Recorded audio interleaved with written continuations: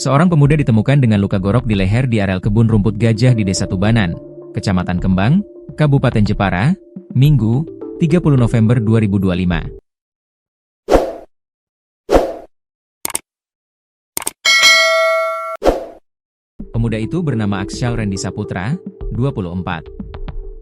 Randy ditemukan bersimbah darah dengan luka sayat di leher. Jasad Randy ditemukan tak jauh dari rumahnya. Kasat Reskrim Polres Jepara, AKP M. Faizal Wildan Umarela menyebut, pihaknya telah melakukan olah tempat kejadian perkara, TKP, serta pemeriksaan awal.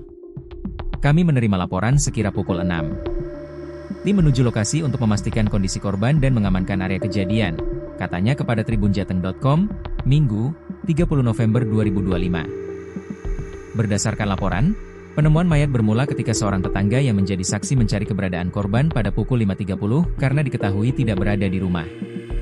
Saksi kemudian mengajak warga lain untuk ikut mencari.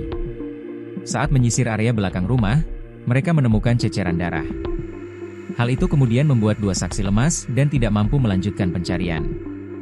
Upaya pencarian dilanjutkan oleh dua saksi lainnya. Pada pukul 5.45, mereka menemukan tubuh korban dalam posisi terlentang di area kebun rumput gajah sekira 60 meter dari belakang rumah. Korban ditemukan berlumuran darah dengan bekas sayatan pada bagian leher. Perangkat desa dan RW kemudian dihubungi, sebelum laporan resmi disampaikan kepada Polsek Kembang. Unit Reskrim Polsek Kembang bersama unit identifikasi dan Inafis Polres Jepara langsung menuju lokasi. Pada pukul 8.15, tim Inafis Polres Jepara tiba di lokasi penemuan mayat.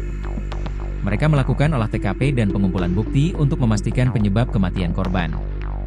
Kami sudah melakukan pemeriksaan awal dan membawa jenazah ke RSUD Kartini untuk keperluan autopsi. Hasil autopsi akan menjadi dasar penyelidikan selanjutnya, jelasnya. Hingga berita ini tayang di tribunjateng.com, Satreskrim Polres Jepara masih melakukan autopsi untuk memastikan penyebab kematian.